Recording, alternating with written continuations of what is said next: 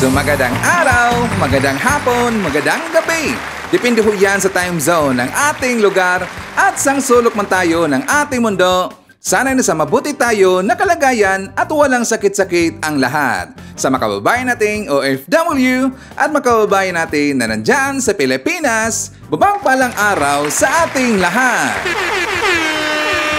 Okay, so makabayan ko, well, tuloy-tuloy lang tayo sa ating babalita dito ng mga tamang balita at sagutin ang maling information na ipinapakalat ng mga fake news peddlers, ng mga anti-Marcos, lalong-lalo na doon galing po sa mga bangag ng mga vlogger makabayan. Yes, dapat silang sasagutin. Bakit? Kasi pag-aayaan natin sila na lagi pong naninira araw-araw kay PBBM at sa Marcos Summit Session sa katagalan makabayan, ang kanilang mga paninira ay magtotoo yan sa mata ng ibang tao.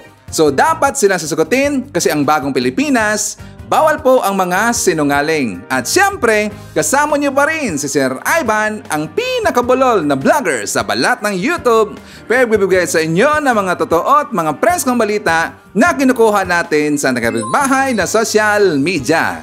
So magandang buhay sa ating lahat mga kabayan and a happy Saturday sa ating lahat.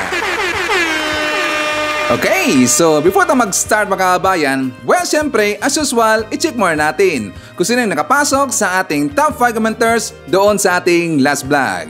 At nandito silang sahan, ang nanguna po si Ma'am Shane Sibal. Meron siyang 73 na mga comments. Nandiyan po si Eduardo Cartera. Meron siyang 54 na mga comments. Rowena Salvatierra. Meron siyang 44 na mga comments. Ing Gementiza. Meron siyang 37 na mga comments. And Army Lagaso. Meron siyang 32 lahat ng mga comments. So thank you so much po sa ating top 5 commenters.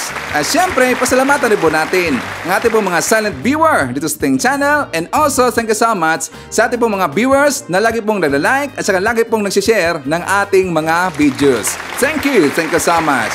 At syempre, i-acknowledge po natin ang ating po mga channel members. Nandyan sila si Barbara Butler, Susan Torres, Eva Ponsalan, Edmond Casellejo, Lia Ann, Gold Digger, Samuel Membrado, Cosmo Defender, Piz Calante, Rosita Roel, and Bia Bibar. Pasalamatan rin po natin mga kabayan ang nabigay sa atin ng summer thanks or pang-kalamansi ni Sir Ivan. Thank you so much kay Liani Red. Nagbigay sa atin ng $8 Thank you so much. At syempre, i-greet po natin ang Happy Fiesta at taga Mayondon, Los Baños, Laguna. Siyempre, happy fiesta also sa pamilya ni Romeo Alensonorin, sila si Mrs. Laura Alensonorin at saka sa kanyang mga apo na sila si Micaela, Shanshan, Zaira, Nigel, Jillian, Kim Alden, and Lara Jane. And also pagkakabahan ko, siyempre, i-acknowledge po natin ang ating pong mga early birds or lagi pong naunguna sa pag-comment dyan sa ating comment section. Nandyan sila si Moonflower, Maricruz Hernandez, Leonardo Steliero, Linda Lee, Nonoy Floren Hills, Amy Mapalad, Flaviana Abila. Nandiyan po si Tio, Rose Guevara, Trexibella, and hi to Ralis Carlinga. Okay, so kumusta ang lahat mga kabayan? How are you today? Kumusta ating tulog? Or kompleto ba ang ating oras sa ating pagtulog mga kabayan? At syempre, I'm hoping po na sana maganda ating gising ang umaga. And also, meron tayong very energetic na aura katulad po ni Sir Ivan. So dapat stay happy tayo lagi po araw-araw mga kabayan para po maiwasan natin po yung stress sa ating buhay. Unlike doon sa mga DBS, mga anti-Marcos, stress na po lagi ang kanilang mga mukha, kaya lagi silang nagkakasakit mga kabayan. May item kasi na budhi. Asa na mga kabayan ko, nakatawa kasi. Bakit? Kasi ito na po, di ba kahapon napag-usapan natin yung grupo po ng DBS, mga anti-Marcos, yung mga host po ng mga mapanira doon sa Isimen ng Makabayan. Kasi nga, sabi kanina, like for example po, ito pong si BMR, ito pong si Boss Didi, si Coach Oli, si Bayadbay, lalong-lala yan pong si Kukoy Makabayan ng pambansang loyalista. Kasi nga, gusto nang i-boycott si Mayor Vico Soto Makabayan. Yes, alam niyo ba, nanawagan sila i-boycott kasi daw, ayon po sa kanila mga kababayan, sabi nila, hindi daw fair ito ang pagtrato daw ni Vico Soto sa kabilang kampo mga kababayan, Maka Marcos at saka yung Maka Duterte. Nakikita daw nila na ito daw si Vico Soto parang pumalig daw sa Maka Marcos mga kababayan. Well, actually, hindi naman talaga natin masabi na parang pumanig, talagang nirespeto niya yung gobyerno natin. At syempre, kung nung nakita po ni Mayor Vico Sotto na maganda po yung mga proyekto, mga future plans, mga project po ni BBM, sinuportahan niya yung makabayan. Unlike po doon sa kabilang kampo, ayaw na ayaw nila kasi ayaw lang ipaalam po sa kanilang mga followers, mga supporters na meron pong nagawa ang ating Pangulong si BBM. Pero si Mayor Vico Sotto, maganda kasi makabayan. Alam niyo, magaling po na leader ho yan. Anak doon sinasabi nila na oy dapat daw sabi nung mga DBS makabayan na boycott daw nila, nanawagan sila na hindi daw iboboto sa sunod po na eleksyon makabayan si Vico Sotto. Kung sakaling siya po ay tatakbo bilang senator makabayan. Kasi nga maraming sabi-sabi at saka marami rin pong nananawagan na na patatakbuhin nila si Vico Sotto on the higher position makabayan. Like for example sa Senado, para sa akin talagang qualified po itong si Vico Sotto makabayan at talagang mangunguna po si Ivan na ikakampanya ko siya makabayan. Alam nyo, magaling talaga. At saka dito po kung ikukumpara nila dito po kay Ipi Salvador, kasi nga lagi lang binibida ngayon si Ipi Salvador makabayan. Binibida na lagi. Nang saan sabi nila kapag mananalo daw si Ipi Salvador bilang isang senador, titino daw ang Senado makabayan. Titino daw, nakalimutan ba nila nga sinabi nga mismo ni Ipi Salvador na na-inspired lang daw si Ipi makabayan kay Senator Robin Hood Padilla, kay Lito Lapid, kaya daw siya tatakbo makabayan. At saka dahil po yan kay Digong. Kasi gusto niyang protektahan daw si Digong makabayan. Alam niyo po, gonggong kasi itong mga DBS, hindi ba iniisip yung mismong sinabi po ni Ipi? Hindi nila inaalala sa makabayan, tatakbo na po si Ipi Salvador para na po kay Digong. Poprotektahan niya ng makabayan. Di ba? Gonggong talaga eh. Para sa akin, napakalayo talaga ni Vico Sotto at saka ni Ipi makabayan. Napakalayo talaga kasi nga si Ipi wala siyang experience sa pagiging politiko makabayan or nag-serve siya sa mga constituents, sa taong bayan. Unlike doon kay Vico Sotto, talagang nahasa na siya ng ilang mga taon makabayan kasi nga 'di ba, mayor siya makabayan. So, mayor siya, ngayon pa lang sa ganun pa lang na edad, talagang nahasa siya kung paano po tutulungan yung taong bayan, paano po tutungunan yung mga problema sa Pilipinas o dyan po sa kanyang distrito, sa pagiging mayor. Kilala po natin itong si Vico Sotto. At saka talagang kitang-kita na po natin na wala siyang takot makabayan. Kahit kalyado niya kung sino man yan, kapag mali ka, na mayroon kang mali pong ginagawa, talagang susupilin ka niya makabayan, talagang kukurtin ka niya. Unlike doon sa kabilang kampo, syempre, kahit mayroon pong ginawang hindi maganda, hindi nila yan papakialaman makabayan kasi nga kaalyado nila yan. Ulitin po natin, ang pagtakbo po ni Ipi Salvador para lang po protektahan niya itong si Digong makabayan. 'Di ba? Ang layo talaga eh. Gusto lang i-boycott si Vico Sotto. That's impossible. Hindi niya kaya nila maboycott itong si Vico makabayan. Bakit? Marami kasi siya mga supporters. Kitang-kita ho natin 'yan. Pero siyempre, nung una kasi, kung bakit yan, di ba sinabi ko kahapon na hindi po nagdalawang isip si Vico Sotto na aprobahan po yung request po na isang Marcos makabayan na para po magkaroon dito ng rally, panawagan po doon kaya na paparesign po si Sara Duterte. At the same time, kasi dalawa kasi ang agenda makabayan. Yung unang agenda is para po panawagan kay Sara Duterte na para po siya bumaba na po sa pwesto or mag-resign na. At saka yung isa, panawagan po ng taong bayan na papasokin na po sa Pilipinas yung ICC makabayan. Yan po ang dalawa ang agenda po sa rally na yan. Okay, so mga kaabahan ko, siyempre nakita ho yan ni Vico Sotto na okay naman po yung point doon po sa Marcos, nag-request po ng rally na yan kasi nga first time ho yan mangyayari makaabayan. At saka hindi pa nakita po ni Vico Sotto na katulad doon sa Maisog rally na nung una pa lang, 'di ba, pinagbigyan sila makaabayan. Pinagbigyan sila doon sa Mindanao, sa Davao hanggang sa Cebu City. Pero ang ginawa kasi doon sa Davao, at saka nangyari po doon sa Cebu City makabayan, on the third time, ganun pa rin po ang mangyayari pag mumura pa rin po makabayan. Pag mumura pa rin po ang mangyayari. At saka mananawagan sila na pababain po sa pwesto si PBBM at saka manawagan sila po sa AFP, PNP, saka para yung inciting of to sedition makabayan, katulad po sa ginawa po dito ni Alvarez at saka ni Digong makabayan. Kaya nga hindi sila pinagbigyan po ng local government na magkaroon po ng panibago po na rally diyan po sa sa Maynila makabayan o sa doon po sa Central Luzon. Kasi alam po ng local government ganon pa rin po ang mangyayari at saka baka malagay po sa alanganin ang local government, umiiwas na po sila sa gulo makabayan. So tama lang po ang ginawa po ng mga local governments na hindi po pinagbigyan yung hakbang ng nausog. Kasi puro po kakaguhan ang kanilang ginagawa makabayan. Kaya ba nila na i-boycott si Mayor Vico Sotto? I don't think so. Okay, so mamaya ipagpatuloy natin yung makabayan. And also pag-usapan po natin yung update po sa rally kasi meron pong konting changes makabayan. At saka pag-usapan po natin kasi ang SMNI napahiya makabayan, napahiya po, in your face talaga. Mamaya ipapakita natin yan po ay related po sa nangyari sa West Philippine Sea. At syempre pag-usapan po natin kasi nga ito pong mga DBS nanawagan sila at saka sabi nila bakit daw tahimik ang mainstream media dito po sa nangyari po sa PDLX makabayan. Sabi nga ni Roque, sabi pa ni Rocky na meron dang ebidensya, ipinakita daw itong si Morales makabayan. Bakit daw hindi ito sinakyan po ng mainstream media? Bakit daw parang binusalan daw ng pera yung mga bunganga makabayan? Takot daw sa Marcos administration at baka daw nabili na daw ng gobyerno ang kanilang mga platform, ang kanilang pong network makabayan. Baka daw nabili na ng gobyerno natin. Gonggong talaga eh. So mamaya, sasampalin natin ng ebidensya yung SMNI, si Rocky, si Trixie, pati po yung si Tikia makabayan. Meron siyang ipinakalat po ng picture na meron pong BBM makabayan. At syempre, marami pang iba. Alam niyo po si Sir Ivan, marami itong binibitato ng mga pasabog every time na maglalabas tayo ng mga bagong balita dito sa ating channel. Okay, so before tayo mag-start makabayan, syempre, kukumustahan ko muna kayo at saka shoutout natin ang ating pong mga pinalangga na mga legends, ang ating mga senior citizen. Hala po, kumusta?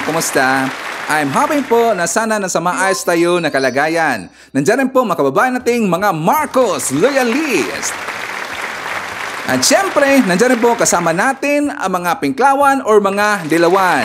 Nandiyan rin po mga DDS na mga matituno. And also, welcome po natin ang mga bagong pasok listing channel, mga new subscribers. Welcome to the family and thank you po for appreciating our channel. Okay, so kumusta ang lahat makabayan? Kumusta po aking mga haters? I love you all. Ang laging banat na Sir Ivan, bayaran daw tayo ng gobyerno makabayan. Bayaran daw si Sir Ivan. Bayaran ba si Sir Ivan? Hindi lang alam, nandito ako sa ibang bansa makabayan. Siya nga pala, sa ating mga viewers dito, nandito po si Sir Ivan sa Riyadh, Saudi Arabia. Okay?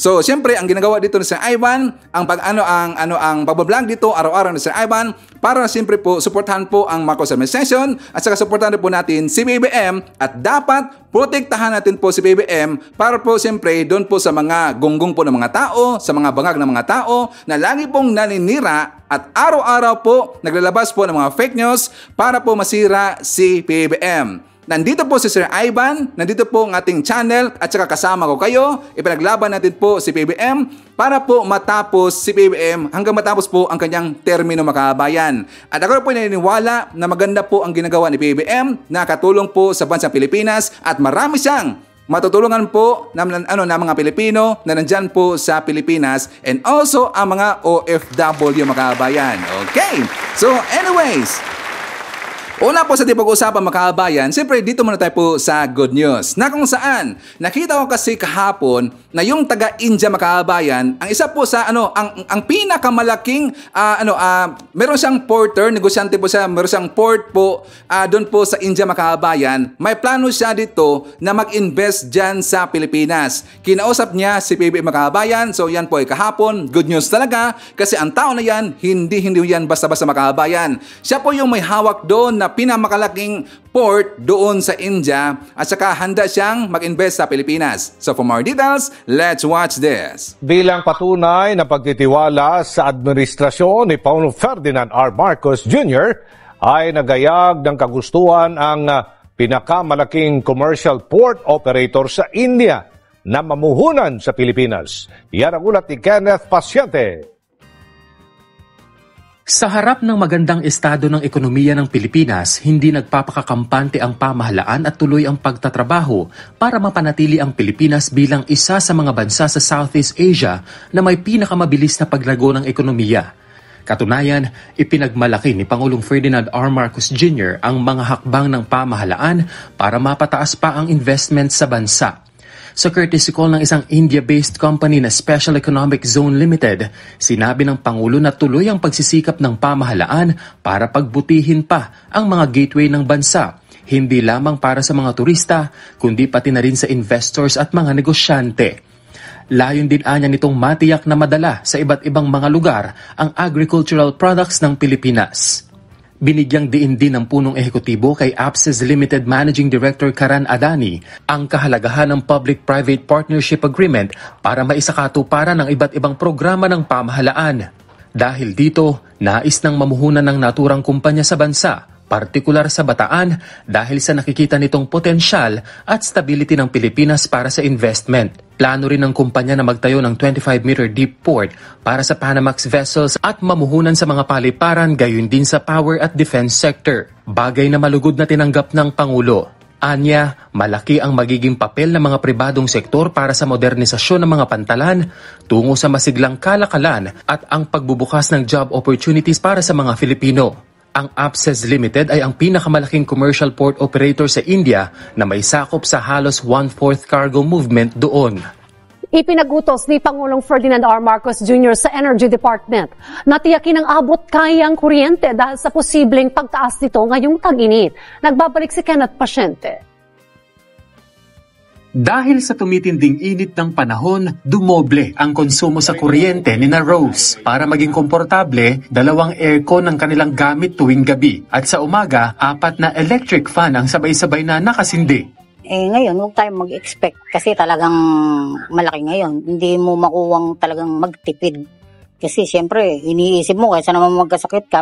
Para umagapay sa mga consumer gaya ni Rose, inatasan na ni Pangulong Ferdinand R. Marcos Jr. ang Energy Regulatory Commission at Department of Energy na tiyakin na mapapanatili ang abot kayang kuryente. Yan ay sa pamamagitan ng pakikipagtulungan sa iba pang ahensya ng gobyerno at stakeholders. Katunayan, ipinag-utos na ng Pangulo sa ERC at DOE na gamitin ang Anti-Bill Shock Program ng Land Bank of the Philippines. Sa pamamagitan kasi ng programang ito, maaaring magbigay ng tulong pinansyal ang Land Bank sa mga distribution utility ng may concessional rate. Yan ay para mabigyan sila ng pagkakataon na gawing utay-utay sa loob ng 9 na buwan ang pagtaas ng singil sa kuryente sa mga consumer. Maapila kami dun sa ating mga distribution utility na magkusa na silang makipag-usap dun sa kanilang mga suppliers. Meron naman pong mga suppliers na may very mindful of their civic duty na itong panahon na ito ay sabi ko nga extraordinary times na pumapayag na utay-utayin i-deferred payment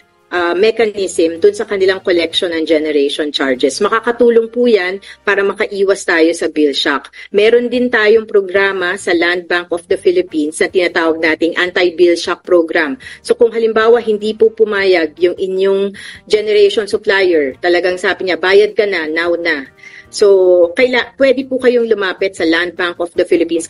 Binigyang diin ng Energy Department, malaking bagay ang anti-shock bill para mapawi ang pag-aray ng mga consumer dahil sa inaasahang pagtaas ng electricity cost, bunsod ng tumitinding init ng temperatura at pagtaas ng energy demand sa bansa. Inilunsad ang Anti-Bill Shock Lending Program noong April 2023 bilang commitment ng Land Bank para mas padaliin ang pagpapautang sa mga power distribution company. Sa ilalim nito, bawat power distributor ay maaaring mag-loan ng hanggang 80% ng incremental increase ng kanilang power generation at transmission charges. Batay sa datos ng Land Bank, umaabot na sa 450 million pesos ang halaga ng loan na kanilang naaprubahan sa ilalim ng programa. So dahil po na medyo tumaas talaga yung bayaran po natin dyan sa kuryente mga kabayan, ang taas naman talaga eh. So kaya nga yun, yung tungkol ito sa usapin ng nuclear power plant mga kabayan, mas lalong umiinit ito yung suporta po ng ating mga mababatas, senador para po i-open at saka buhayin po yung nuclear plant dyan sa Pilipinas. For more details,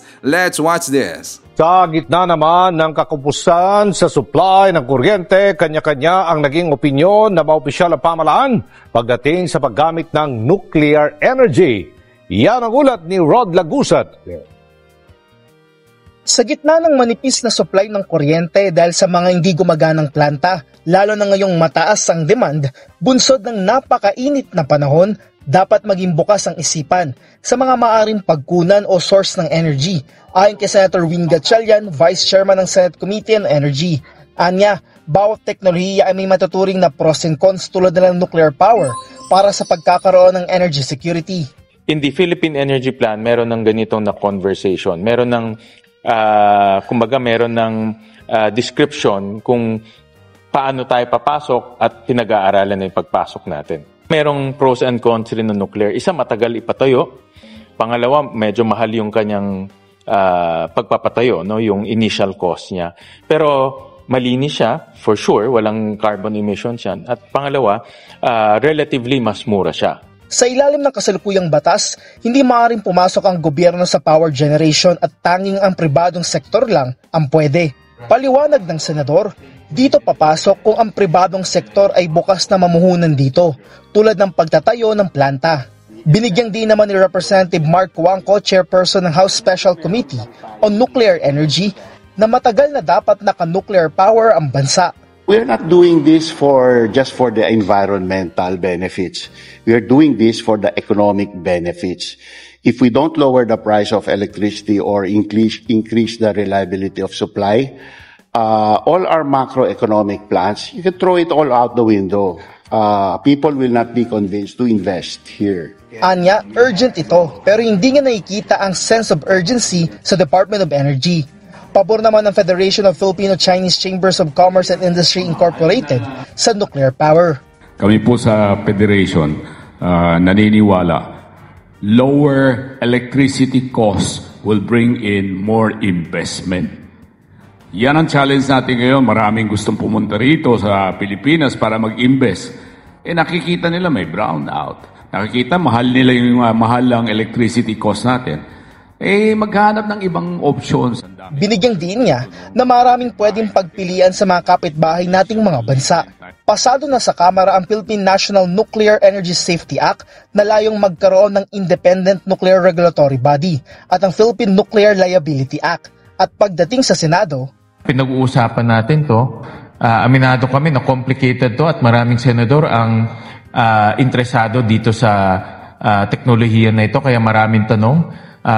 Pero ang kagandahan dito may interest, no? Hindi sinasabing hindi, no? Nung una kasi nararamdaman ko maraming may maaga, maraming may concern, pero nakita ko ngayon mas bukas na because buong mundo nagbukas nga yung isip. Kasabay nito, hindi anya maisasantabi ang mga renewable energy tulad ng solar, wind o geothermal energy dahil ito ay komplementary. Anya, dapat pag-aralan kung paano maisasama ang nuclear power sa energy mix ng bansa.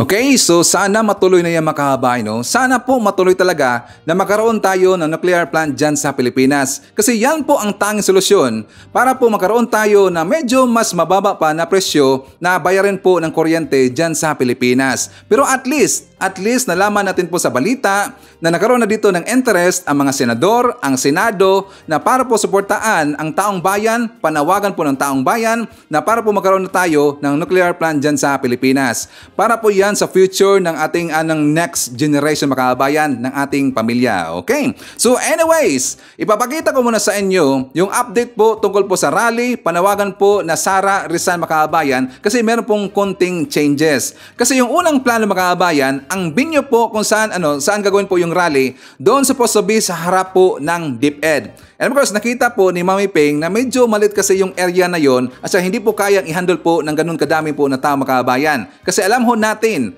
marami talagang dadalo makabayan. Kapag doon kasi sa harap po ng DepEd, magkakos lang po ng traffic doon. So nag-decide po yung mga organizer na doon lang po sa liwasang Bonifacio makabayan. Kung saan doon po nag-heal yung hakbang na maisog, yung panawagan nila kay Boloy, yung mga nandun po yung Palmolive Girls makabayan. So doon po ang plano. Pero kapag hindi po ma-handle, kasi nga, siyempre, ongoing pa po yung plano makabayan, yung mga meetings, marami rin kasing nagbibigay dito ng pahayag, suporta, dito po sa gagawin po na rally makabayan. So baka hindi po kaya yung Liwasang Bonifacio, kasi ito po yung first time. First time kasi ito mangyari na ganito po na klase na rally, unity makabayan, lahat po ng kulay ay pupunta dyan. Kung ikaw may Makamaka-Isko, ikaw man ay Piklawan or Dilawan or probably yung iba rin pong mga maka-DDS po na mga matitunog makabayan, kasi alam rin po natin na pupunta rin po dyan yung mga DDS na yung gusto pong malaman po ng ibang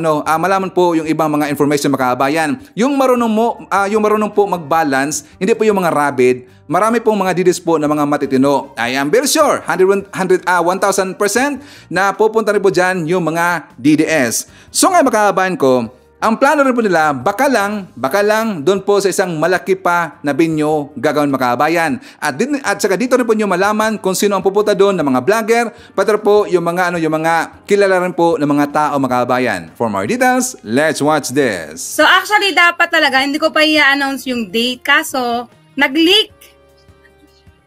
So, dapat yon ang plano ko talaga, di ba? I-announce ko yung date tsaka yung place bukas. Kaso nga, nag-leak na. Pero okay na din. Kasi, nung nag-leak siya, mas nakaisip tayo ng mas maganda mga plano. So, kagaya ng sabi mo kanina pa ako nanonood sa'yo, hindi lang ako kumikibo. Sabi mo kanina, magka-permit man o wala, tuloy po yung rally. So, nilakad ko po kasi yung rally sa Pasig, no? Kumuha tayo ng permit, syempre, no? Ito binasa ko yung constitution para sa rallying to, Inaral ko talaga yung constitution. Para, syempre, ayokong lumabag sa batas, Gusto ko na yung gagawin natin, since yung ating presidente ay talagang sumusunod sa batas, gusto ko tayo din, ganun din. So, inaral ko siya, nalaman ko doon sa constitution, kapag pala hindi ka nabigyan ng permit, so, pwede pa lang sa Freedom Park. So, naisip namin, pinag-usap-usapan namin sa GC kanina, yun pong DepEd sa Pasig, maliit lang talaga siya. Since loyalist tayo, hello. Alam niyo naman mga loyalists. Diba? Sumusugod talaga yan. So, inisip namin, sa dami po ng nagpapahatid sa amin ng suporta, ng pupunta, so baka mag-cause tayo ng traffic. So, sa ating lahat ng mga loyalists, medyo, parang, hindi na po option yung shout out kay Streetwise, hindi na po option yung DepEd, kasi baka mag-cause tayo ng traffic doon. So, ang na po natin is sa Freedom Park. So, bukas, ang lalakarin ko is sa LGU, kasi hindi naman kailangan ng permit doon Pero, syempre, yung sa police, para may protection, sa mga, yung sa LGU, tapos mag-uusapan namin yung mga sound system, yung mga gagamitin natin. So kung mga taga Maynila lang po kayo, pwede po tayo magkita-kita sa Freedom Park, no? So sa lahat po ng gusto magbigay, ito po sabi ko nga sa GC namin, no, gusto ko po talaga is organic. Organic po na isang rally. Hindi po yung nagbinayaran kayo para pumunta kayo. Gusto ko po volunteer. Wala po tayong walang may hawak na politician sa atin or kahit sinong mga matataas na leader, wala po. Kumbaga, ito po ay inorganisa ko. Actually, hiningan ko ng tulong si JDB, kaso palagi siyang hindi pwede. So, hindi ko makasama. Ganun, si Zenda nga, hiningan ko rin ng tulong, kaso busy din. So, ako na mag-isa lumakad. Nainip ako So, habang lumalakad ako ng permits, nagpe-pray ako na, naku, sana magtagumpay ako dito. Kasi first time ko lumakad So, saan daw gaganapin? Sa Liwasang Bonifacio, yung pinagganapan po ng Palmolive Girls.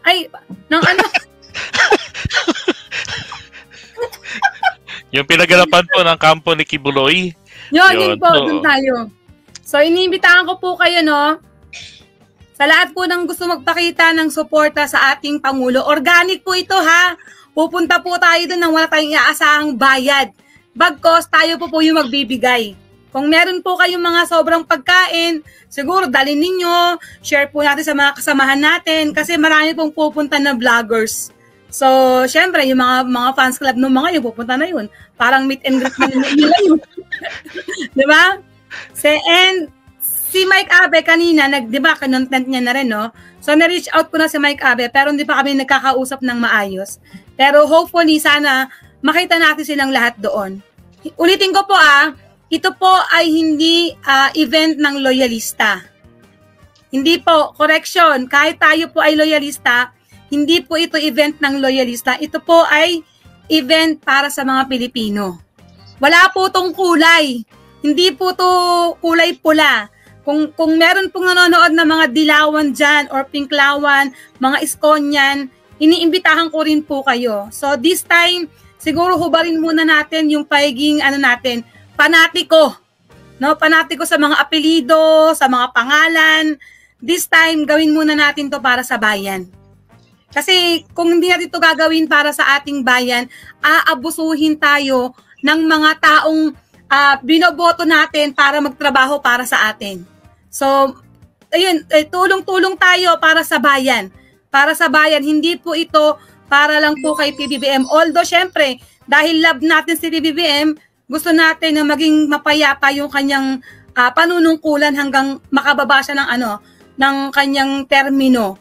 No, kagaya ng sabi ni JDB kanina, aagarin na po nila yan. No, kumbaga, hindi nahihinto yung mga yan. Kasi kailangan nilang mapababa si PBBM bago July. So, tayo bilang loyalista, papayag lang ba tayo na ganon? Siyempre, hindi. Hanggat kaya natin, susuportahan natin si PBBM. Kung gusto nila makipagsabayan tayo sa kanila, go! Makikipagsabayan tayo sa kanila. Hindi lang po para kay PBBM, kundi para sa bayan. Para po sa future. Tandaan po natin, lahat ng gagawin natin ngayon, ito po yung magiging resulta ng future ng ating mga anak. So, lalaban tayo para sa bayan. Okay? Sabi ko nga doon sa aking sa Facebook ko, kung sino naka dyan, sabi ko, unity, hindi uniteam. Pilipino ka, Pilipino ako, isang bansa, isang lahi. So, iisa lang tayo.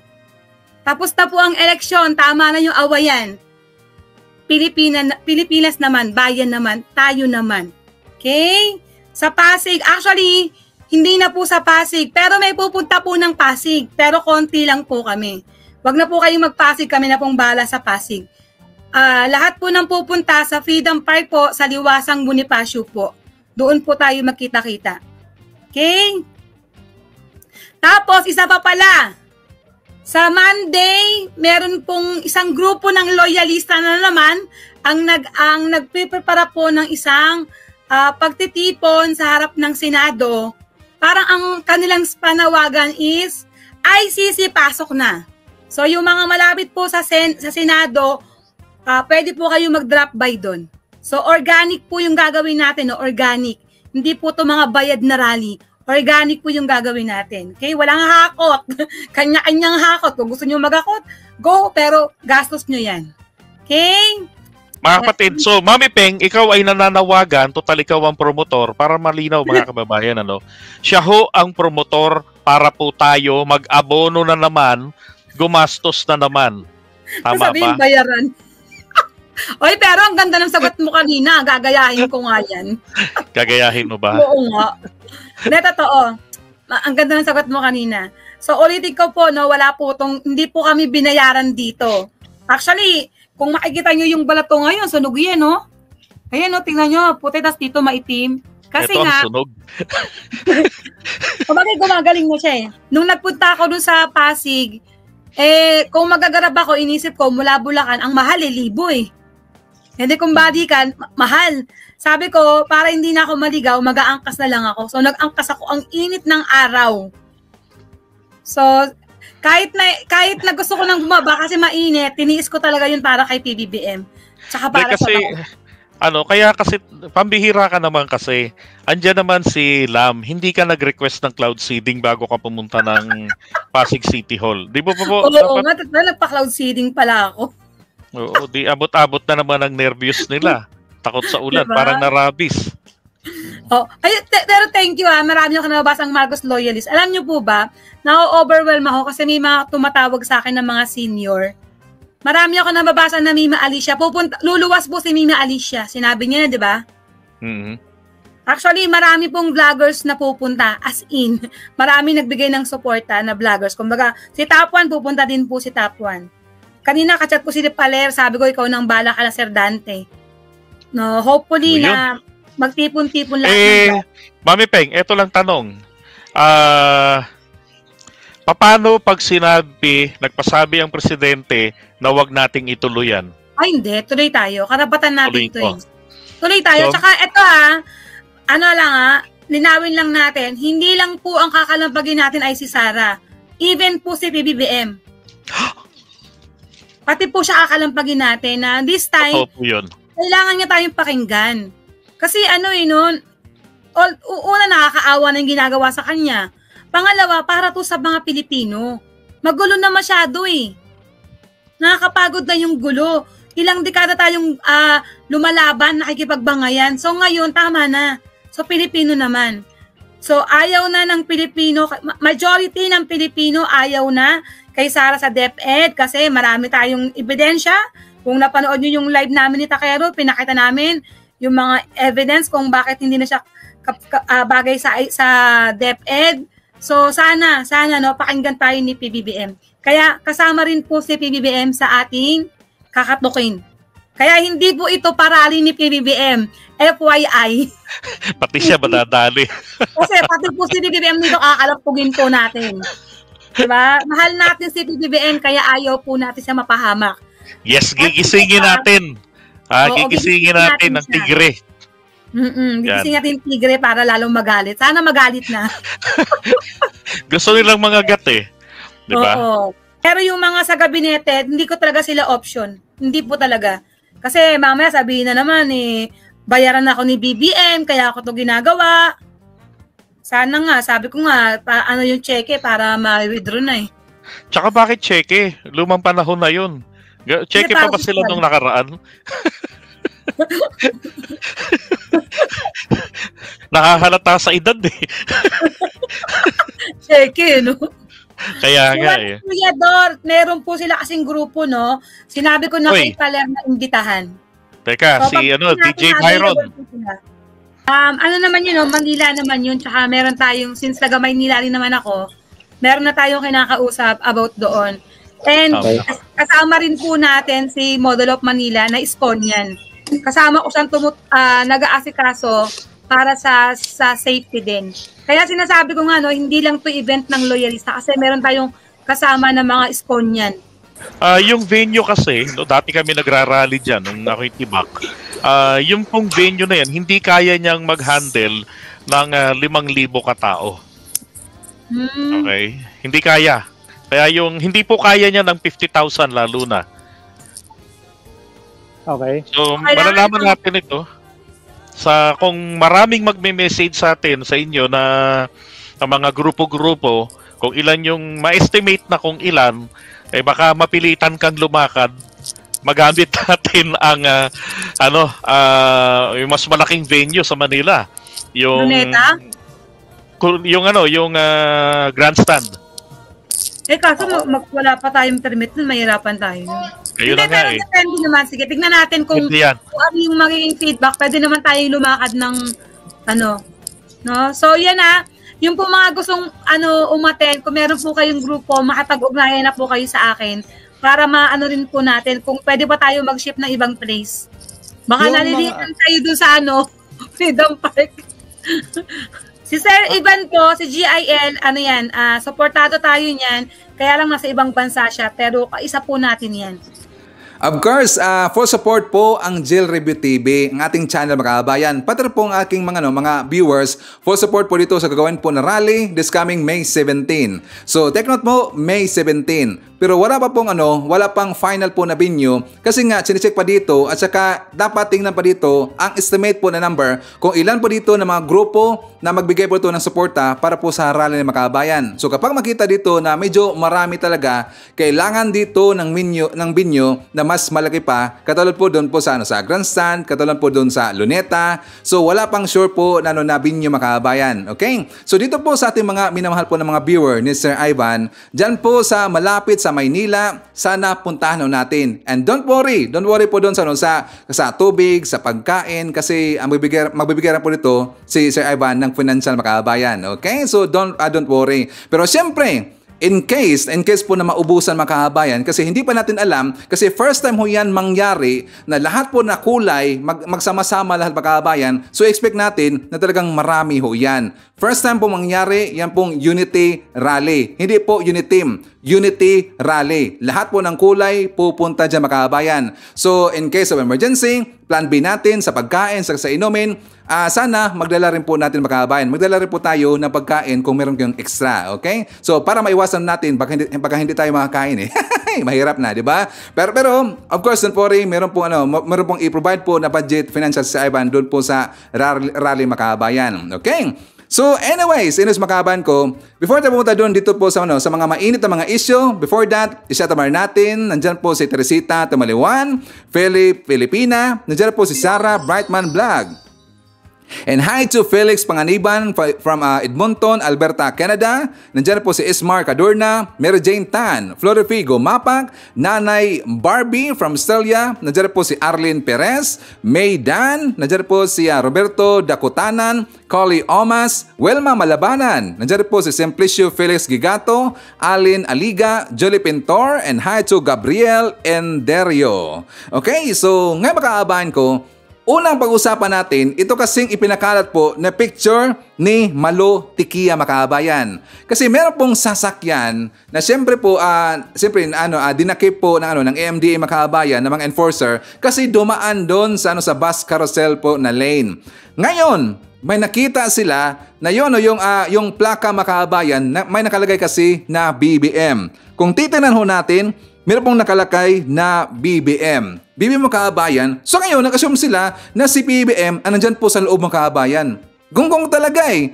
Pinakalat nila na si BBM daw yung nandun po sa loob. Isamantalang hindi ba nila inisip na hindi po lumalakad si BBM na walang kasama ho yung makahabayan? Diba? Sa tingin ko dito, parang sabotahe o yan. Ang kanyang placards, ginamit niya ang name po na BBM para po masira po si BBM makahabayan. At syempre, at least marami ho dito mga kababayan natin na hindi po naniniwala doon po kay Tikia kasi gusto nang ipalabasin dito na si PBM daw ang nasa loob po ng sasakyan makabayan. Gusto kasi nilang palabasin na itong si PBM makabayan walang hiya, hindi sumusunod sa batas. Pero at least diyan po sa ipinakalat po na picture ni Tikia makabayan, hindi po ganun kadami ang naniniwala sa kanya. Kasi siyempre, marami pong mga matitino po ng mga tao at hindi po kayang utuin ng kabilang kampo makabayan. Mas si Tikia pa nga ang talagang ang tinira ng makabayan, talagang sinabon dyan si Tikia kasi hindi po maniniwala ang tao na si BBM ang nandyan po sa loob ng sasakyan na niya makabayan. Napaka-imposible talaga kasi hindi po lumalakad si BBM na wala siyang kasama makabayan. So probably, sa tingin ko dito, ito na po yung paninira po kay BBM. Maniniwala ba tayo na si BBM ang nasa loob po ng sasakyan makabayan? Please comment dyan sa baba at babasahin ho niyan mamaya ni Sir Ivan. Okay? So next po sa ating pag-uusapan. Kasi nga, natawa ko dito sa taga SMNI kasi siya dito yung nagtanong po doon po sa Philippine Navy makahabayan, si Commodore Roy Trinidad. Kasi tinanong siya, tungkol kasi dito sa issue po sa West Philippine Sea, di ba napakainit talaga? The other day makahabayan, di ba binumba lang po tayo ng water cannon ng taga China? At nakita nga natin, ang mismong tinira po ng China ng water cannon, yung Philippine flag makahabayan. Napansin ba natin yan? Di ba yung Philippine flag? So ngayon, nagtanong po kasi nga napakainit po ng issue na yan kasi talagang hype na hype ho yan ngayon, viral na viral ho yan sa mainstream media. Nagtanong ang taga SMNI na yan daw issue po ng West Philippine Sea, pantakip daw yan, diversion tactic po doon po sa nangyari po sa hearing sa PDEA Leaks makabayan. Alam nyo ba, napahiya dito sa sagot po ni Commodore Trinidad itong taga SMNI makabayan. For more details, let's watch this. Sir, ano masasabi niyo doon sa mga nagsasabi na mas pinapainit lang daw yung issue sa West Philippine Sea dahil doon sa hearing kay Pangulong Bongbong Marcos sa Ilion? Alam mo, ang laban ng ito, hindi naman ito laban ng US and China na tayo ay nadamay lamang. ito ay labanan ng Pilipino. Pinaglalaban natin yung interest ng bawat Pilipino ng ating bansa. Dapat, yan ay kasama sa mga marites warfare ng kabila. Huwag kayong sumakay doon. Yung katotohanan, doon tayo, because the truth shall set us free. Ano ba ang totoo na pinaglalaban ng bawat isa? Estados Unidos, China, tayo, at ibang maritime players. Sa atin, it's our national interest, it's our territorial integrity. Yun ang dapat maliwanag sa bawat Pilipino. O, di ba? Tinawag nila yung kabilang kampo mo kabayan na Marites Welfare daw. Mga Marites Welfare.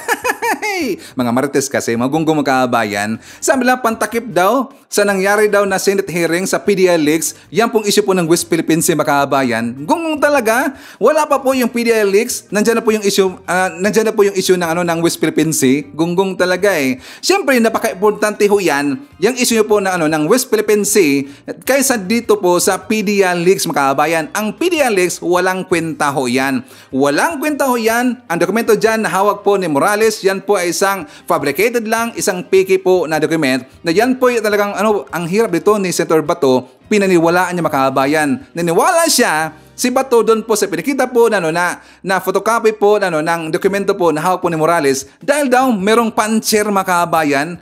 Dahil lang sa puncher, naniwala siya na legit po ang dokumentong hawak po ni Morales. Gunggong talaga eh. Pero siyempre, ang ipinilalaban po ng ng taong bayan, ng Philippine Navy, ng AFP, dyan po sa West Philippine Sea, kasi nga teritoryo po yan na issue, makabayan. Talagang hinaharas tayo ng taga-China at dapat po ipaglalaban natin ang ating teritoryo. Hindi ho yan diversion tactics. Kasi nga, ang issue po ng West Philippine Sea, iba rin po yung issue po ng PDL-Leaks, makabayan. Ang PDL-Leaks, wala ho yung kwenta.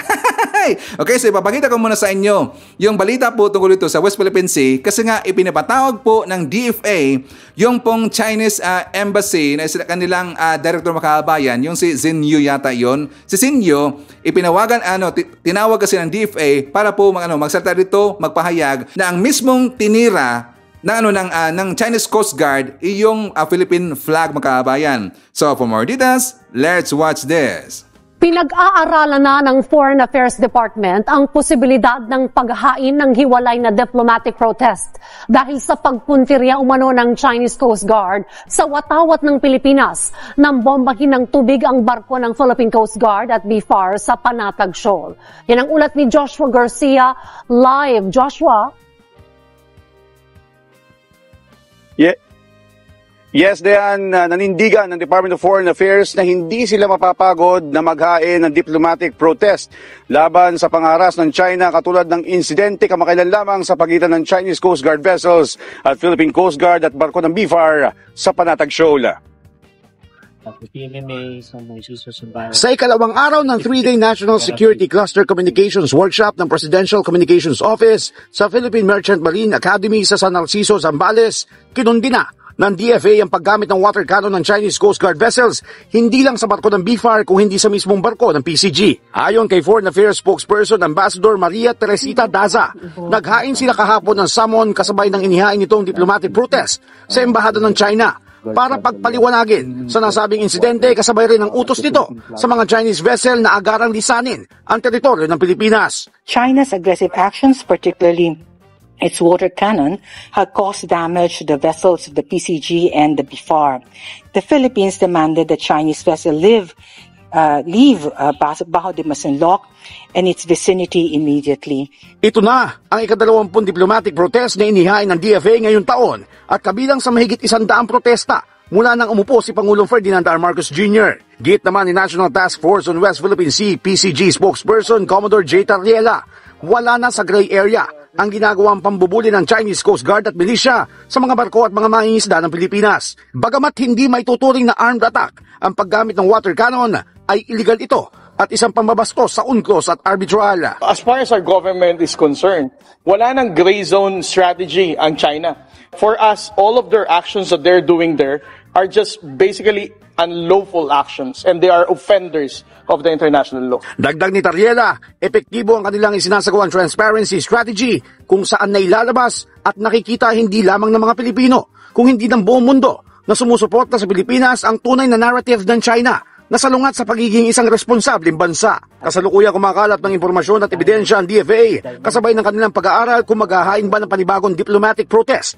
May kaugnayan naman sa umano'y pagpuntirya sa watawat ng Pilipinas na nadamay sa mga railings at radar equipment na napinsanan ng water cannon ng Chinese Coast Guard vessels.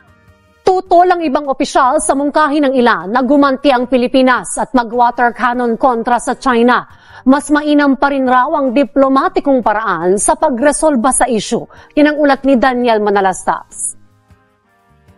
Sa harap ng sunod-sunod na ginagawa ng mga barko ng China sa mga barko ng Pilipinas na pambobomba ng tubig o water cannon tulad ng mga eksenang ito. Dapat na nga bang gumanti ang Pilipinas at maging tubig sa tubig ang tapatan? Sabi ng ilang senador, dapat mayroong ding water cannon ang Pilipinas. Pero para kay Senator Francis Tolentino, nasa direktiba ng Pangulo kung tatapatan din ang water cannon ng China. Pero may babala ang senador. They might escalate into something heightened, elevated to something greater than water cannon. Baka mag-escalate naman sila ng iba. Flares, baka gawin nila yon. Lahat naman may flares at dagat. Tutol naman si Lanao del Sur 1st District Representative Zia Alonto Adjong sa mungkahi ng ilan na gumanti na lang ang Pilipinas at mag-water cannon din. Sa panayam ng bagong Pilipinas ngayon, iginit ang kongresista na para sa kanya, mas mainam pa rin ang diplomatikong paraan ng pagresolba sa issue. It's a trap eh. They want to provoke us to do exactly the same thing. Which basically would create more problems. Ako personally, I do not want to put the country in a situation where hindi na natin ma-assert yung ating right in a way na pwedeng sabihin ng China na, see, the Philippines is also doing the same thing, no? Ang liderato naman ng mababang kapulungan, nagpahayag din ng buong suporta sa mga polisiya ni Pangulong Ferdinand R. Marcos Jr. sa pagtugon sa mga ganitong sitwasyon. Pati budget para sa Philippine Coast Guard, nais nilang tugunan. So we make sure that we support the President in his foreign policy and we strengthen our alliances sa mga nations that espouse the same beliefs.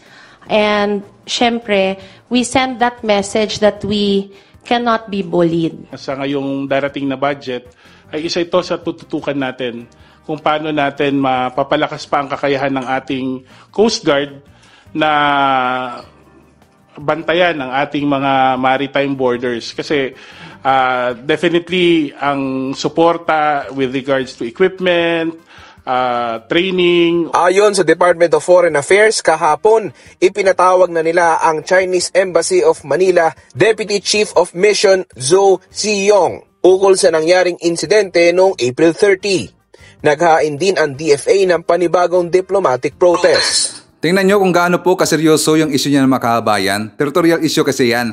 Unlike doon sa PDILX, yun po'y kamartisan na po makabayan. Diba? Tapos ngayon, iginiit po dito ng mga gonggong, ng mga bangag ng mga vlogger, na yun daw ang issue po ng West Philippine Sea, pantakip daw yan, diversion tactic po, doon po sa issue po sa Senate hearing sa PDILX makabayan.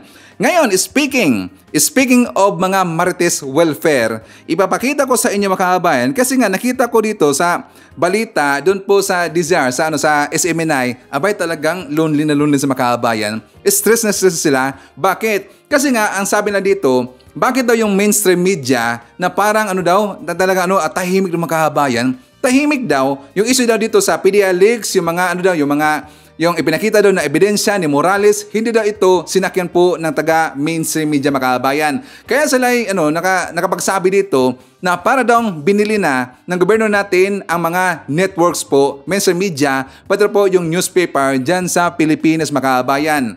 Yan kasi ang ginagamit nila dito po, parang gagamitin nila yan po yung statement nila para po magalit dito ang kanilang mga followers dito po sa gobyerno natin kay PBBM. Binusalan daw ang mainstream media ni PBBM makabayan. For more details, let's watch this. Nila na merong epekto, merong chilling effect ang nangyari sa SMNI sa kanila. Ang tanong ko, bakit ang KBP po hindi sinasabihan ang kanilang mga miyembro, i-propagate nyo naman yung balitang yan. Bakit SMNI lang? Diba? Lahat kasi sila na-chilled. Pero alam mo, sana buhay si Jake Makasait kasi sabi talaga ni Jake Makasait, pag ako na-convict ng libel, parang medalya yan. At hindi ako magpapachill, lalo pa akong tatapang dahil yan talaga ang trabaho ng isang tunay na mamamahayag. Kahit anong gawin sa'yo, basta isiwalat mo ang katotohanan. Mukhang nawala na po talaga mga Jake Makasayat at mga Nines Cacho sa ating piling. At mukhang namatay na sila. Yung Arlene Babs, nawala na rin. Yung Arlene Babs, isang komentarista rin yan, nung panahon ni Marcos, na walang tigil ang banat. Ay, nako mga kaibigan, napakahirap po ng mga panahon ngayon at nakakalungkot sa araw ngayon ng World Press Freedom Day, ang katotohanan po. Marami nga, attorney, nagtatanong din ng mga kababayan natin, nasaan na ba ito mga award-winning journalist na ang gagaling mag-iimbestiga dito sa mga opisyal ng gobyerno noon, lalo na dito sa administrasyong Marcos bago nga siya naging Pangulo. Maraming mga report, maraming mga documentary investigative report patungkol sa kanya. Pero ngayon, klarong-klaro na yung mga ebidensya, wala tayong naririnig, nakabibingi po ang kanilang katahimikan. Kasi nga kung ikaw ay telebisyon, biro mo, yung kaisa-isang istasyon na sumuporta kay PBBM, pinasara. Kung ikay naging kalaban pa ni PBBM ng eleksyon, dapat ka talagang matakot. Yung mga dyaryo, ay nako, pwede naman sabihan ng mga advertisers, bitawan nyo yan. At lahat yan ay mawawalan ng advertising revenues. At nakikita naman natin na ang laki ng pagkalugi, lalong-lalo na yung di umano, dati number 1 na publication ng Pilipinas. Ngayon, lugi na. At ang alam ko, nabili na rin ata ng taong gobyerno ang kanilang kumpanya, no? So, kapag kasi ang politiko nagmamay-ari ng dyaryo, paano pa yan magiging patas? Siyempre, papanigan niya yung politiko na nagmamay-ari doon sa kanilang periodiko. No? Masakit po sa gaya ko na umakit sa entablado ni Marcos Jr. na naniniwalang babaguhin na niya at tatangkain niyang linisin ang pangalan ng kanyang pamilya. Ngayon, ang realidad, mukha nga pong nasa dugo ang pagiging diktador. No? Oo.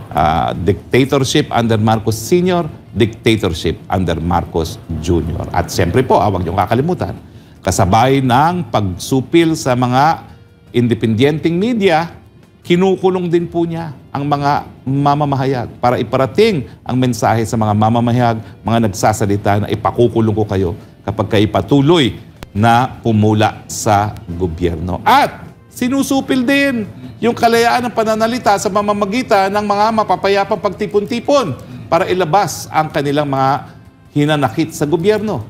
Yan po talaga ay protektado ng Bill of Rights pero nasusupil nila. Pero pagdating po na A7, tuloy po ang mang-isog sa Dumaguete dahil hindi po pwedeng supwilin palagi ang karapatan ng pantao. Wala namang 50 ang kalang rally mga kababayan. Peace rally daw. Prayer rally daw, wala namang kwenta, hindi man yung prayer rally, kundi pagmumura rally mga kababayan. At syempre, ang mga local government unit, natuto na po sila at umiwas sila dito sa gulo po na mangyayari dahil po dito sa maisog or nausog po na rally mga kababayan. Kaya hindi sila binibigyan dito ng mga permits kasi nga walang kwenta ang kanilang gagawing rally. Okay, so sasampalin natin sila ng ebidensya mga kababayan. Kasi sabi nila, bakit daw tahimik ito pong mga mainstream media, mga newspaper, dito po sa sa pasabog, sa PDLX, yung hawak na dokumento po ni Morales, bakit daw hindi ito pinick up po ng mga mainstream media mga kababayan? Yan po ay malaking kasinungalingan. Bakit? Simpleng Google lang mga kababayan, simpleng Google lang po, itype nyo PDLX. Ang dami pong nag-cover niyan ng mga mainstream media mga kababayan. Lalabas dyan yung sa Politico.com, lalabas yan ABS-CBN News, sa GMA Network, pati po dito sa Inquirer.net, Manila Bulletin, at saka sa Philippine News Agency makabayan, United News PH, pati po yung Sunstar Philippines. At saka nakita rin po natin, di ba pinika rin po ng Manila Bulletin makabayan, binasa nga yan ni Hitad, at saka ngayon sasabihin ni Roque na hindi daw pinick up ng mainstream media makabayan.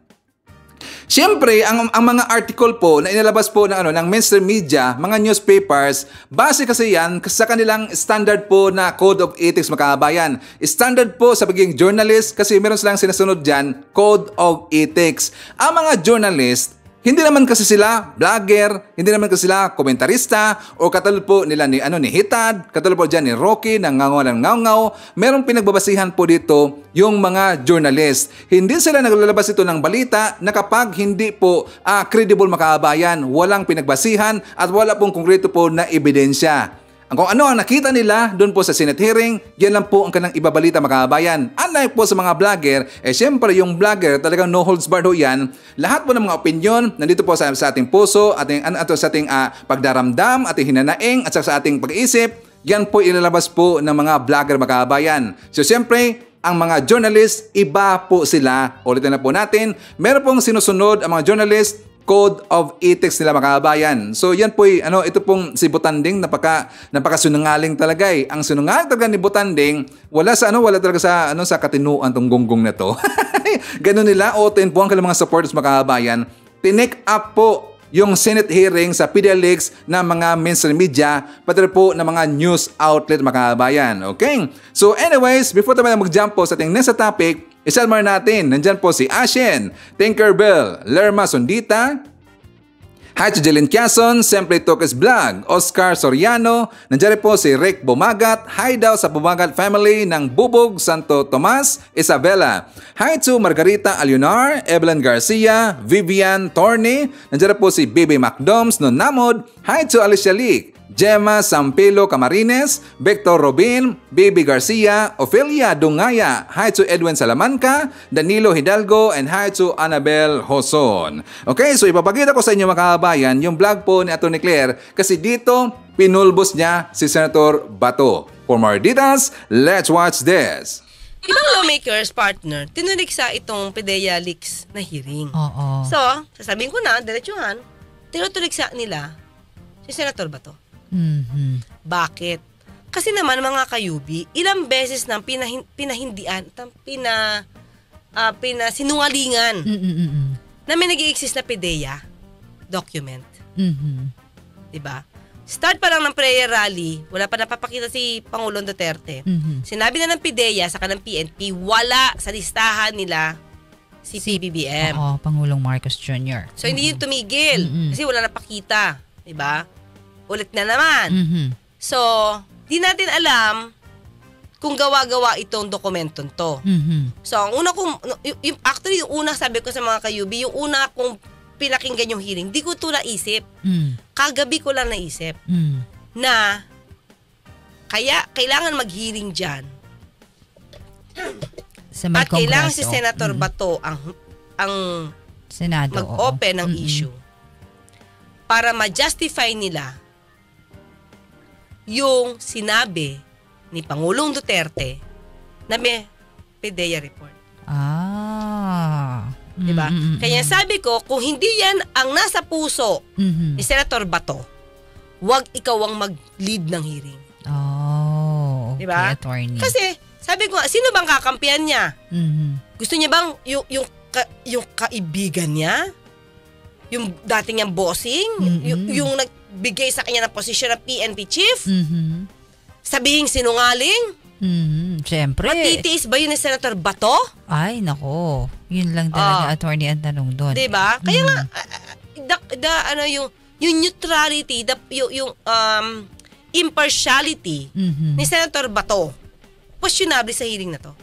Of course. Talaga naman, diba? attorney. Kitang-kita naman. Oo, kasi ang involved dito, ay dating yung sinasabing yung salita ni Pangulong Duterte, 'di ba? At kung ano man at yung opinion ng tao kung totoo ba ang sinasabi nito. Kasi ang dami nagsasabi na gawa-gawa. And mind you kasi partner, isa pa. Maliban kasi dito partner. Lumalabas kasi na sanay si Pangulong Duterte magplanta ng ebidensya. Yun lang, Attorney Claire. Hindi akin yan ha. Umamin siya dyan. I-start nila. Ito ha. You should try to analyze. Sinabi ni Pangulong Duterte, ito panahon pa ni ni Laila de Lima to ha. They would first create or establish an intrigue.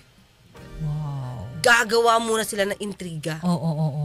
So like this, hindi ko sabing hindi totoo to. But this is definitely an intrigue. The PDEA report. Diba? So ngayon, siguro ang sinasabi kasi ng ibang lawmakers against dito sa hearing ni Senator Bato, nagsalita na ang gobyerno. ahensya ng gobyerno. Hindi once, not twice, a lot of times, na hindi yan parte ng dokumento. Diba? Ng PIDEA. PIDEA mismo. Kasama pa kayong PNP. At nadinig ko nung nakaraang araw, partner, itong si nakalimutan ko word. Dating PIDEA chief, Santiago. Junicio. Oo. PIDEA chief. Siya mismo, sinabi niya walang dokumento. Yun naman pala, Attorney Claire. Now, bakit ngayon kailangan patulan ni Senator Bato itong papel na sa social media lang lumabas? Yun nga ng question doon, Attorney. Diba? Kung talaga interested ka sa katotohanan, Senator Bato, diba? Ang una mong gawin, kung neutral ka, kausapin mo yung PIDEA. Bilang pulis, siguro iaalaw ka naman nilang tignan yung records. Diba? Kesa i-expose mo yung Pangulo natin sa ganitong klaseng usapin. Na ikaw na mismo nagsabi na kung totoo na merong interview lang, partner, hindi pa yan masasabing totoo. Ikaw na nagsabi. Alam mo sa utak mo, Senator Bato, na mahaba pa ang patutunguhan nito. Bakit kailangan mong iset ito for hearing? Ano ang motibo mo? Yon ang tanong doon, diba? Attorney Claire. Anong motibo mo? Diba? Hindi ko sa pinagtatanggol ang Pangulo, partner. Na ano lang naman, tama lang naman, Attorney Claire, na ipaliwanag mo. Diba na? Kasi halatang halata Yes. Ang sa akin siguro ganito. Hindi ko to sinasabi para lang ipagtanggol yung Pangulo. Hindi ako blind follower, partner. Ako more on ano yung tama, ano yung mali, ano yung nakikita ko at nararamdaman kong dapat hindi. Diba? Sabi ko nga, habang pinanonood ko to, nandoon yung thinking na grabe si Senator Bato. Hinayaan niya na magsalita yung PIDEA, ex-PIDEA agent, na parang siya yung kumukumpas ng hearing. Siya yung kumukumpas ng hearing, tapos pag tinanong niya, iwas na sagot, another topic, tapos si Senator Bato naman ang susunod sa topic na gusto niya. Hindi niya kontrolado yung hearing. Kontrolado ng Jonathan Morales yung hearing. Yun lang, Attorney. Tapos pag tinanong niya, at hindi, magaling umiwas Bakit ko to alam? Lawyer ako Pag nagko-cross ako, di ko yan iaalaw. Pag tinanong kita, sagutin mo yung tanong ko. Huwag kang sasagot. Halimbawa, sinabi niya ganito. Example lang, although na-discuss ko na to example ko lang kasi para matandaan natin. Sabi niya, kung hindi ito totoo, bakit, sabi niya, binanggit ito ni Pangulong Duterte? So, ibig sabihin, pag binanggit ang Pangulong Duterte, totoo na? Diba? Yan malaking question mark yan. O, sige na, sabihin na natin. Sabi niya, ito, binanggit niya to sa prayer rally. Na itong PIDEA report na to, ibinigay sa kanya. Doon tayo sa word na binigay, buti na lang, nagtanong si Senator Bato. Binigay, sino nagbigay? Hala? Wala siyang masay. Ano sabi niya? Bisaya po kasi yung nagsasalita siya Sagot ba yun sa tanong? Ang tanong, sino ang nagbigay? Bakit mo sasabing Bisaya? May alam ka, di ba? Ang lakas ng loob mong magsabi na ito may binigay sa kanya. Siya nagsabi, ibinigay ito kay Pangulong Duterte. O sino? So saan ka nagre-rely ng kwento mo? Dapat may basihan, Attorney diba? Claire. Tapos bigla kang lalayo kasi Bisaya po ito Anong kinalaman? Diba? Ang dami. Ito, partner. Samantalang, nung binasa yung statement niya, partner, wala siya nilagay na pangalan. Nako po. So, ang dami-dami inconsistencies na hindi nga tinanong ni Senator Bato.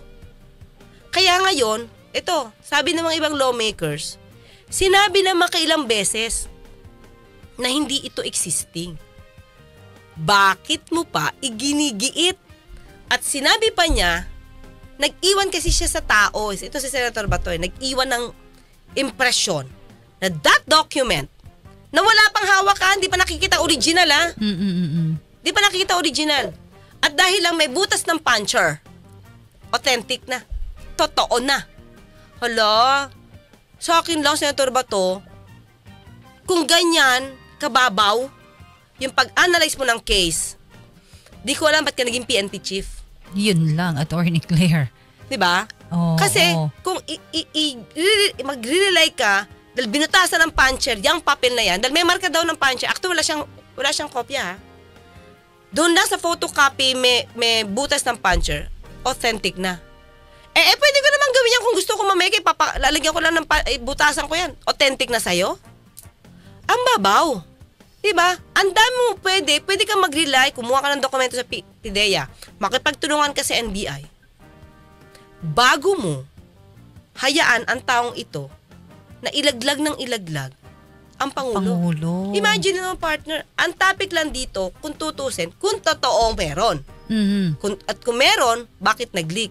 Bakit ngayon, ang nire-request ngayon, nung Jonathan, dapat dahil lumabas na daw yung issue, dapat imbestigahan na ng PIDEA. Yung mga taong involved, tanda natin, that's 2012. Tagal na, Attorney. Kahit naman totoo nag-exist yan, bakit mo naman iimbestigahan yung 2012 pa nangyari? Yung pa lang dapat inisip na ng Senator Bato That's 2012. Ano yan, for life? May liability? Kung totoo man yun, anong gusto mo? Ipahiya? 2012 pa yan. Talagang pinagtatanggol yan ni Senator Bato. Kaya ang sabi ng iba, may minamadali ba kayo para sirain si Pangulong si PBBM? At pag sinira nyo na sinira, sino magwawagi? At pag napatalsik nyo, di syempre si VP Sara. Okay, so any comments, suggestion, or reaction sa ating mga topics ngayong araw, please feel free to comment dyan sa baba at babasahin yan mamaya ni Sir Ivan. Okay? So anyway, yan po ating nakalap ng mga balita ngayong araw. Kung nakaabot ka po sa portion na ito, sana nakapag-like na ho tayo. Libre po ang mag-share. Libre din ang mag-subscribe. Again, maraming salamat sa mga viewers na hindi nag-skip ng ating mga commercials. Thank you so much. And before natin tatapusin ating programa ngayong araw, sana sabayan niyo si Sir Ivan para sa ating live messaging prayer. Panginoon, makapangyarihang Diyos, ang bukal ng karunungan at pag-ibig, nagpapasalamat po ako sa iyong ipinagkaloob na buhay sa akin. Sinasamba po kita. Ngayong araw, nananalangin po ako para sa karunungan na magamit ko po ng matalino ang aking oras at magamit po ang karunungan sa lahat ng aking ginagawa. Panginoon, pinupuri ko po ang iyong katapatan sa aking buhay. Mangyaring protektahan mo po ako at ang aking pamilya mula sa pasakit at tukso at bigyan mo po kami ng kapayapaan ng kalooban. Sa ngalan ng ating Panginoong Hesukristo, Amen. So maraming salamat mga kababayan, and I hope to see you again on my next video.